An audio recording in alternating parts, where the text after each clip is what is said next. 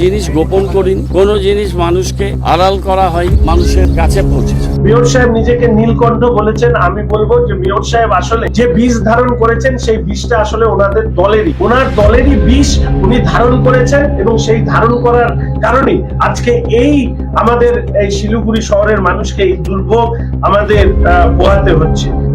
জল সমস্যা দূর করতে শিলিগুড়ি পুর নিগমের নির্দেশে পিএইচই দপ্তরের তরফে শিলিগুড়ি বিভিন্ন জায়গায় বসানো হয়েছে মোবাইল ওয়াটার ট্রিটমেন্ট প্ল্যান্ট। এর মাধ্যমে পরিশ্রুত পানীয় জলের পাউচ তৈরি করা হয়েছে। বৃহস্পতিবার সকাল থেকে দক্ষিণ শান্তিনগর এলাকায় এই প্ল্যান্টে কাজ চলেছে। ফুলবাড়ি, একদিয়াশাল সহ 6টি জায়গায় এই মোবাইল ওয়াটার ট্রিটমেন্ট প্ল্যান্ট বসানো হয়েছে। আজ সকাল থেকে দক্ষিণ শান্তিনগর এলাকার প্ল্যান্ট থেকে 40,000-এর বেশি জলের পাউচ তৈরি করা হয়েছে। এই জলগুলো কোথায় নিয়ে যাবে? বড় থেকে অফিস থেকে থাকছে ওয়ার্ডে। আচ্ছা, কিভাবে নিয়ে যাচ্ছেন জলগুলো? প্লাস্টিক রাখছি, প্লাস্টিক ঢাইকে তারপরে নিয়ে যাচ্ছে। এই জলগুলোর জন্য কি হাইজিন মেনটেন করা হচ্ছে? এগুলো তো পানীয় জল, মেনটেন করা হচ্ছে। এই প্ল্যান্ট গত 3 দিন থেকে বসানো, আচ্ছা, কালকে থেকে প্রোডাকশন শুরু হয়েছে। এখনো পর্যন্ত কত জল প্যাক করা হয়েছে? আমার এখান থেকে প্রায় 90,000 কাছে চলে। এখান থেকে জলগুলো প্যাক করে কোথায় নিয়ে যাওয়া হচ্ছে? এটা মিউনিসিপ্যালিটি কর্পোরেশন নিচ্ছে। এদিকে মহানন্দার বিষাক্ত জল শহরে সরবরাহ করে কাঠগড়ায় শিলিগুড়ির মেয়র গৌতম দেব। বৃহস্পতিবার পুর নিগমের সামনেই তার গাড়ি আটকে বিক্ষোভ দেখায় সিপিএম। চোর চোর স্লোগান দিয়ে তাড়া করা হয় তাকে। পুর নিগমের যে রিপোর্ট সামনে এসেছে তাতে মহানন্দার বায়োকেমিক্যাল অক্সিজেন ডিমান্ড তথা বিওডি 2.9 তাতেই গেল রব উঠেছে সর্বত্র। তবে মহানন্দার দূষণ নিয়ে যে তথ্য প্রকাশ্যে এনেছেন উত্তরবঙ্গ বিশ্ববিদ্যালয়ের গবেষকেরা তাতে আটকে উঠবেন যে কেউ। গবেষকরা বলছেন মহানন্দার জলে কিলবিল করছে লক্ষ লক্ষ ক্ষতিকর ব্যাকটেরিয়া। খাওয়া বা স্নান তো বহু দূরের বিষয়, ওই জল স্পর্শ করা মানে বিপদ ডেকে আনা। বৃহস্পতিবার সারাদিন ব্যাপী পুর নিগমের অন্তর্গত বিভিন্ন এলাকায় চড়া দামে বিক্রি হতে দেখা যায় পানীয় জলের পাউচ ও বোতল। শুক্রবার সকাল থেকে বিকেল অবধি এই দৃশ্যের কোনো রকম নড়চড় হয় না। একদিকে বিষাক্ত জল সরবরাহ, অন্যদিকে জলের দরে নয় কল্পনাতীত দামে পানীয় জল কিনে খাচ্ছে সাধারণ মানুষ। পুরো বিষয় নিয়ে উত্তাল শিলিগুড়ি, চরম থেকে চরম আকার ধারণ করে বিক্ষোভ। এ নিয়ে রাজনৈতিক তরজাও তুঙ্গে। মেয়র গৌতম দেবের ছবিতে জুতোপেটা করেন সাধারণ মানুষ।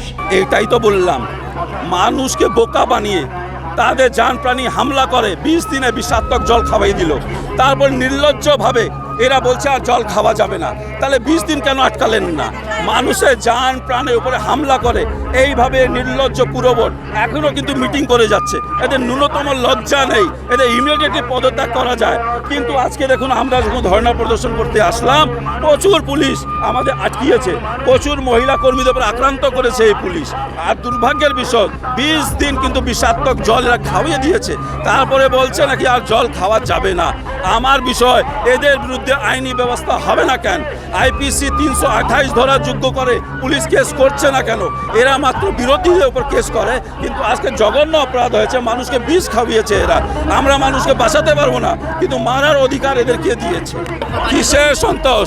আমাদের ফোন করে বলা হয়েছে যে আপনারা কি জল পেয়েছেন? আমরা বললাম পেয়েছি, কিন্তু যে পর্যাপ্ত জল না। আজকেই আমরা খবর পাচ্ছি যে প্যাকেটিং করে জল দিচ্ছে তাদের নাকি আবর্জনা গাড়িতে ডেলিভারি করা হচ্ছে। এটা কি অনমানবিক ব্যবস্থা? আমরা খবর পেয়েছি এরা জল প্যাকেজিং করছে, রাস্তা ফেলায় প্যাকেজিং হচ্ছে নোংরার সাথে। এটা কি ধরনের ব্যবস্থা চলছে?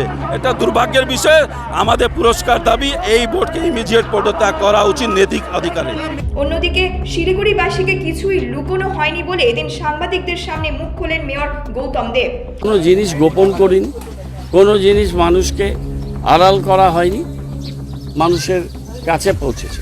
এদিকে পুরসভার বিরুদ্ধে গাফিলতির অভিযোগ তুলে জনস্বার্থে মামলা করবে বিজেপি। শুক্রবার সাংবাদিক বৈঠক করে জানালেন বিজেপি বিধায়ক শঙ্কর ঘোষ। যে শিলিগুড়ি শহরে মানুষের স্বাস্থ্য নিয়ে আর স্বাস্থ্যের মতন সংবেদনশীল বিষয় নিয়ে যে ছেলে খেলা শিলিগুড়ি মিউনিসিপাল কর্পোরেশন করেছেন, কোর্ট খোলবার সাথে সাথেই এই বিষয় নিয়ে আমার পক্ষ থেকে জনস্বার্থ মামলা দায়ের করা হবে, এবং জনস্বার্থ মামলায় এটা অবশ্যই আমরা আশা রাখবো যে বিচার ব্যবস্থার মধ্যে দিয়ে এই পুরো যে ছেলে খেলা হলো গত 20 দিন ধরে, সেই ছেলে খেলা নিয়ে কারা দায়ী, কাদের দায়িত্বে এই ছেলে খেলা হয়েছে, এবং স্বাস্থ্যের মতন একটি সংবেদনশীল বিষয় নিয়ে বা মানুষের জীবন নিয়ে যারা ছেলে খেলা করেছেন তাদের কি হওয়া উচিত, এই সমস্ত প্রসঙ্গগুলি এই জনস্বার্থ মামলায় আমরা উত্তর খোঁজার চেষ্টা করব। আমাদের মেয়র সাহেব হয় অদক্ষ, অথবা তিনি তাকে তার দল মেয়র হিসাবে আর মানতে চাচ্ছেন না। মেয়র সাহেব নিজেকে নীলকণ্ঠ বলেছেন। আমি বলবো যে মেয়র সাহেব আসলে যে বিষ ধারণ করেছেন সেই বিষটা আসলে ওনার দলেরই বিষ উনি ধারণ করেছেন, এবং সেই ধারণ করার কারণে আজকে আমাদের এই শিলিগুড়ি শহরের মানুষকে এই দুর্ভোগ আমাদের পোহাতে হচ্ছে।